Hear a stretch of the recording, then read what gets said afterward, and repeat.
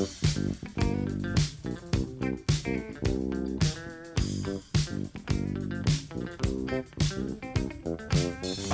cookies. I love cookies. I love cookies. I love cookies.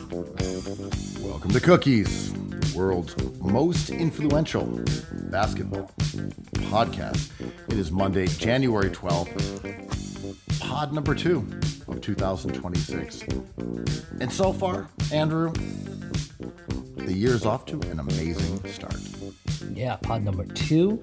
You would think it would be the Robin of pods. But oh no, we're going to pull a Jaylen Brown, become the alpha. This might be even better than last week's classic pod with Vincent Cunningham, one of my favorites. But feeling good. They say the middle of January is the best time in the calendar, in New York, in everything. If last week's perfect pod was a Jason Tatum, this would be the Jaylen Brown, is what you're saying. It's scalable. Scalable, Perhaps. Not only scalable, more dog, more we'll just ignore a lot of things and just concentrate on the positives, like laughs per pod, rebounding takes per pod, and just total vibes per pod. How many alley-oops can you give me where I can drop the sledgehammer dunk of garbage plate per episode? But to me, I don't know, man. It doesn't feel like 2026. It feels like 2016, the last year we had real culture in America. 2016.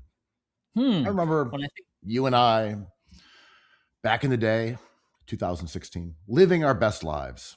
And now to look back and realize it's all been downhill since we were in our drop crotch genie pants listening to some Lil Uzi Vert, and that was as good as it was going to get.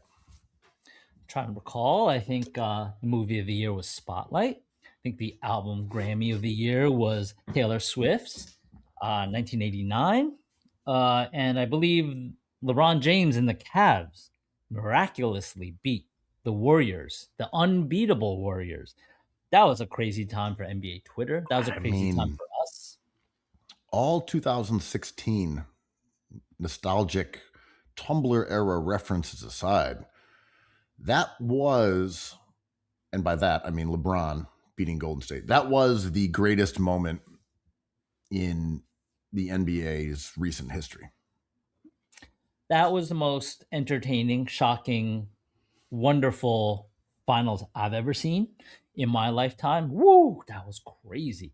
But the 2016 nostalgia, obviously we're referencing a few media articles, maybe some underlying content that the media's been shoveling our faces. And that's an interesting year because it was before Kanye turned into like a overt Nazi, little Uzi overt. And like, it felt a bit like the last gasp before everything changed in COVID. But obviously 3.5 years before that deadly pandemic went down, it was a fun time to be alive for writers of our age, because that was kind of the last urban gasp of youth. Yeah, thinking about the obviously many tentacles of culture in 2016, like setting aside basketball and LeBron James and that moment of his chase down block against Golden State, which for many people solidified Bron as the GOAT. Eventually had their revenge. Yeah. As being the greatest of all time, bringing a title back to Cleveland. But in larger culture, I feel like we talked, and I say we, I mean the media, talked about streetwear in that era, and like Life of Pablo Kanye, 2016, big, bold, gothic letters on the back, Vetements, Vetements,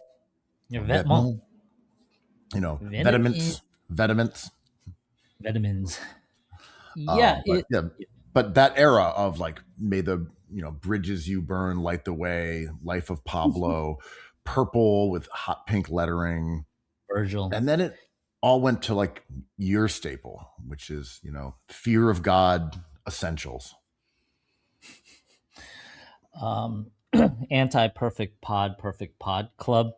Yeah, it was an era of optimism, right? It was still everything felt possible, right? Like my buddy David Marks, who just wrote a book about culture, sent me a picture of a T-shirt I had given him in 2002, way before 2016, when he was the editor in chief of Tokyon. That just said his name on it, and then I used to pass out these T-shirts to people I knew in my life, just with their names on it. And I was trying to recall with him why, what the motivation was when I was so young to do that. I was like, oh, I thought everyone was so interesting. I thought the place was huge. I thought it was an activation of my projection of a community. But maybe I just like silk screening, and that was enough. It's just like I was just addicted to screen printing. And in 2002, it felt like a superpower. As in 2016, being culturally aware of the things we mentioned felt like a superpower. It felt active and alive, and it got unalived. I think there's undeniably a connection between that being the final year of the quote unquote Obama era, which has not aged well in retrospect, but from the immediacy of living in that time when you had 8 years of Obama, and then coincidentally, 2016, Trump is elected in November at the end of the year, ushering in a different era. And it's not just that culture came to a bit of a standstill, it's that it no longer could be your consuming motivation for getting out of bed in the morning. Like from a societal standpoint, it's like, okay, you guys are with Trump, we're against Trump, we're the resistance to that. Now it's the Hillary army, there's the Bernie army. Politics took on a central role in discussions that made caring about life of Pablo feel juvenile, which ultimately is bad for culture. Mm-hmm. I mean, we have to mention that this is an arbitrary number. 2016 was 10 years ago. So people are looking back as sort of like a 20-point scorer or triple double guy. It is an arbitrary first team to 100, which, has its meaning. But in looking back with everyone else, I feel like that was the year Trump came into his presidency and power. But that was a misdirection. The cliche he didn't though, right? Did he come into power in 2016? I believe so. 2024, yeah, multiples of increments of 4. It was 2016, the election, right? Yes. Am I getting this wrong? Am I living my own lie? Is it 2016 was the election, right? I didn't know. I don't know where I am. I mean, are we correct? Yeah, no, this is correct. He became president on January 2017. Our timeline is correct here. It was the last year of the Obama era. Trump wins the election shockingly over Hillary Clinton in November, which then shifts the tenor of all these discussions as he then takes office in early 2017. So the idea of 16 actually being more than just a arbitrary base 10 vibe for nostalgia, it actually was the end of innocence in some ways, especially for people that we're talking about who are Gen Z, who are maybe 28 now or 26 now, were teenagers or going to college. And then the next one will probably be the pandemic, right? We got to wait till 2019 or 2029 to be like, pandemic era. Yeah, we're back making our Alison Roman, shallot pasta recipes nostalgically. And my take here isn't that like old people pine for their youth, which we always do, but it is like the misdirection was politics.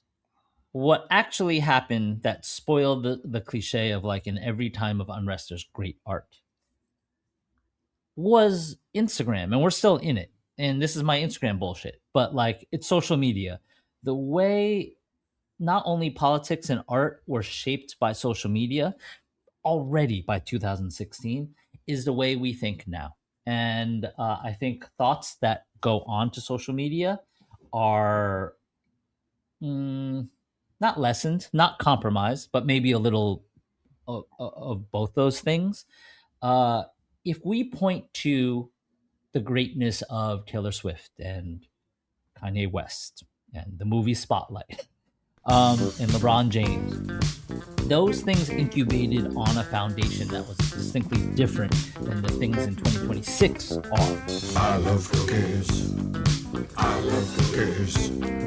I love cookies. I love cookies.